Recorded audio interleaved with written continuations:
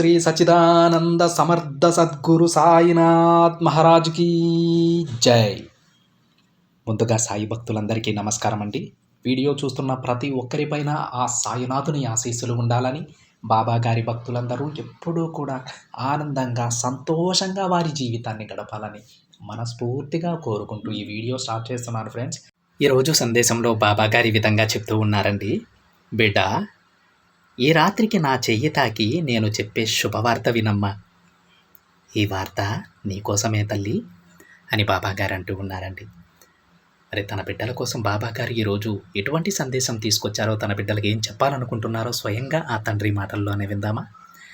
బాబాగారు ఏమంటారంటే, బిడ్డ, నీ చుట్టూ జరిగే వాటిని చూస్తూ నా జీవితంలో ఏం జరుగుతుందో అనే ఆలోచనలో ఉన్నావు. నువ్వు అలా ఆలోచించవద్దమ్మా. నా చెయ్యి తాకిన నీకు ఒక మంచి శుభవార్త చెప్పబోతున్నాను. ఈ సమయం కోసమే నేను ఎప్పటి నుంచో ఎదురు చూస్తున్నాను తల్లి. కొంచెం ఓపికగా ఉండు. ఇప్పటి వరకు నువ్వు నా మీద ఎంతో నమ్మకంతో ఉన్నావమ్మా.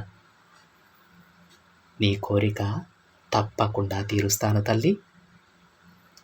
నీ కోరిక తీరుస్తాను అని చెప్పిన ఒక్క మాటకు నువ్వు కట్టుబడి నా మీద నమ్మకంతో, ఎంతో నమ్మకంతో ఎదురు చూసావు. ఎన్ని సంవత్సరాలైనా సరే, ఎన్ని రోజులైనా సరే నా మీద నువ్వు నమ్మకాన్ని కోల్పోలేదు.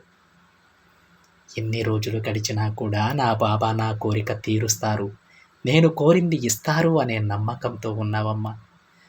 ఆ భక్తికి నేను కరిగిపోయాను బిడ్డ.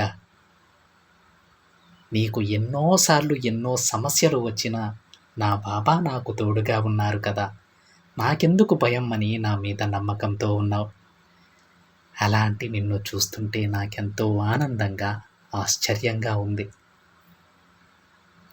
కొన్ని సందర్భాలలో నువ్వు కన్నీరు పెట్టుకున్నా కానీ నా మీద మాత్రం కొంచెం కూడా నమ్మకాన్ని కోల్పోలేదు. అంతటి నమ్మకంతో ఉన్న నా బిడ్డకు ఈరోజు నీ సాయి తండ్రి ఏది కోరితే అది ఇస్తాడమ్మా. అవును తల్లి, నువ్వు కోరిన ప్రతిదీ నేను నీకు ఇవ్వబోతున్నాను. ఇప్పుడు నువ్వు కోరింది నీ చేతుల్లో పెట్టడానికే ఈ తండ్రి స్వయంగా నీ దగ్గరకు వచ్చాడు బిడ్డ. ఈ క్షణం నువ్వు ఏది కోరితే అది నీకు ఇస్తాను. నీ మనసు ఆనందపడేలా నువ్వు కోరేదే ఇస్తానమ్మా. నువ్వు ఇక ఆనందంగా ఉండబోతున్నావు తల్లి. ఇక నువ్వు దేనికోసమో దిగులు పడాల్సిన అవసరం లేదు. ఎవరు నిన్న చిన్న చూపు చూసినా, ఎవరు నిన్ను దూరం పెట్టినా, ఎవరు నిన్ను మోసం చేసినా భయపడకు, అలానే బాధపడకు. నేను వాటన్నింటినీ సరిచేస్తానమ్మా. వారి లెక్కలు తిరిగి వారికి అప్పచెప్తాను. వారి లెక్కలు నేను తేలుస్తాను బిడ్డ. నువ్వు ధైర్యంగా ఉండు. నువ్వు కార్చిన కన్నీటికి అంతా నేను లెక్క కట్టానమ్మా. ప్రతి దానికి వారు నాకు సమాధానం చెప్పాలి. నీ కన్నీటికి బదులు నీ జీవితంలో ఒక మంచి మార్పు తెస్తాను. నేను చేసే ఆ మంచి పని నీ జీవితాన్నే తిరగరాస్తుంది బిడ్డ. అది ఎప్పుడు సాయి అని అనుకుంటున్నావా? అతి త్వరలోనే. ఆ రోజులు చాలా దగ్గరలో ఉన్నాయి బిడ్డ. అతి త్వరలోనే ఆ రోజు రాబోతోంది. ఇప్పుడు నా మాటలు విని నా దారిలో నడుస్తున్న నిన్ను చూస్తే నాకు చాలా ఆనందంగా ఉందమ్మా. ఇక నువ్వు కోరింది నువ్వు ఊహించని విధంగా నిన్ను చేరుతుంది తల్లి. ధైర్యంగా ఉండు. నమ్మకం ఉంటే దేనినైనా సాధించగలము అని నిరూపించావు బిడ్డ. నువ్వు 10 మందికి ఆదర్శంగా నిలుస్తావు. నీకున్న ఆ నమ్మకమే నిన్ను గెలిపించింది. నేను నీ వెంటే ఉంటూ నిన్ను ఆశీర్వదిస్తానమ్మా. మంచి జీవితాన్ని నీ చేతిలో పెడతాను. ఆఖరిగా ఒక్క విషయం చెబుతున్నాను విను బిడ్డ. నువ్వు నీలానే ఉంటూ నీ సాయి చెప్పిన దారిలో నడు. అంతా మంచే జరుగుతుంది. అప్పుడు నువ్వే నా దగ్గరకు వచ్చి ధన్యవాదాలు బాబా అని చెప్తావు. అవును తల్లి, నేను ఏ దారి చూపిస్తున్నానో నీకు ఆ దారిలోనే నువ్వు నడు. సులభంగా ఉందని చెడు దారిని ఎంచుకోకు బిడ్డ. ఇన్ని రోజులు ఎన్ని కష్టాలొచ్చినా నువ్వు ధర్మ మార్గాన్ని తప్పలేదు. మరికొన్ని రోజులలో నీ కష్టాలు తీరి నీకు ఆనందమైన జీవితం అందబోయే సమయంలో పొరపాటున కూడా చెడు మార్గంలో నడవవద్దు. ఒకవేళ నువ్వు దారి తప్పితే ఇన్ని రోజులు నువ్వు పడ్డ కష్టం వృధా అయిపోతుంది బిడ్డ. నీ తండ్రి మాట విను. ఎన్ని కష్టాలు ఎదురైనా సరే ఇక కొద్ది రోజులు నువ్వు ధర్మ మార్గంలోనే నడు. ఆ తరువాత నువ్వు మార్గం తప్పాలన్నా తప్పలేవు.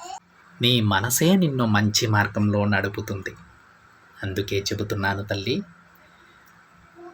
కష్టమైన ధర్మ మార్గాన్నే ఎంచుకో. సులువుగా ఉందని చెడు పనులు చేయకు. పక్కవారిని బాధ పెట్టకు. నువ్వు 10 మందికి ఆదర్శంగా ఉంటావని చెప్పాను కదా. నువ్వు మరికొన్ని రోజులు శ్రద్ధ సబూరితో ఉంటూ ధర్మ మార్గంలో నడిస్తే 10 మంది కాదు బిడ్డ, నీ చుట్టూ ఉన్న ప్రతి ఒక్కరూ నిన్నే ఆదర్శంగా తీసుకుంటారు. చెడ్డ మాటలు చెప్పేవారు, చెడు మనసును కలిగి ఉన్నవారు ప్రస్తుతం సంతోషంగానే ఉండవచ్చమ్మా, కానీ అది వారికి శాశ్వతం కాదు.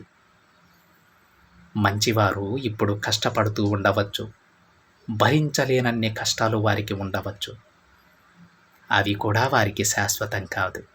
ఎలా అయితే చెడ్డవారు ప్రస్తుతం గెలిచి తరువాత ఓడిపోతారు, అదేవిధంగా మంచివారు ప్రస్తుతం ఓడినా సరే తరువాత నిలబడతారు. వారు జీవితాంతం కూడా సంతోషంగా ఉంటారు. ఇక వారి జీవితాన్ని మార్చడం ఎవ్వరి తరం కాదు. ఎన్ని కుట్రలు కుతంత్రాలు పన్నినా వారి సంతోషాన్ని వారికి ఎవ్వరూ దూరం చేయలేరు. కానీ చెడ్డవారి విషయంలో అలా కాదమ్మా. వారు ప్రస్తుతం ఆనందంగానే ఉంటారు, కానీ ఎప్పుడైతే వారి కర్మానుసారం కష్టాలు మొదలవుతాయో ఆ కష్టాల నుంచి బయటపడేయడం పరమేశ్వరుని వల్ల కూడా కాదు. కర్మ అంత గట్టిది, అంత శక్తివంతమైనది. అందుకే తల్లి చెబుతున్నాను, దైవ మార్గంలో నడు, ధర్మ మార్గంలోనే ఉండు, నీ జీవితాన్ని ఆనందమయం చేసుకో అని బాబాగారు అంటూ ఉన్నారండి. ఈ విధంగా ఈరోజు బాబాగారు తన బిడ్డలకి ఒక చక్కటి సందేశాన్ని అయితే అందించారండి. ఎన్ని కష్టాలు వచ్చినా సరే బాబాగారు ఏం చెప్తున్నారంటే, మీరు ధర్మ మార్గాన్ని వేడొద్దని అంటూ ఉన్నారు. అలా కాకుండా చాలా సులువుగా ఉందని ఎప్పుడైతే మనం చెడు మార్గంలోకి పోతామో ఇన్ని రోజులు పడ్డ కష్టానికి కూడా ఫలితం లేకుండా పోతుంది.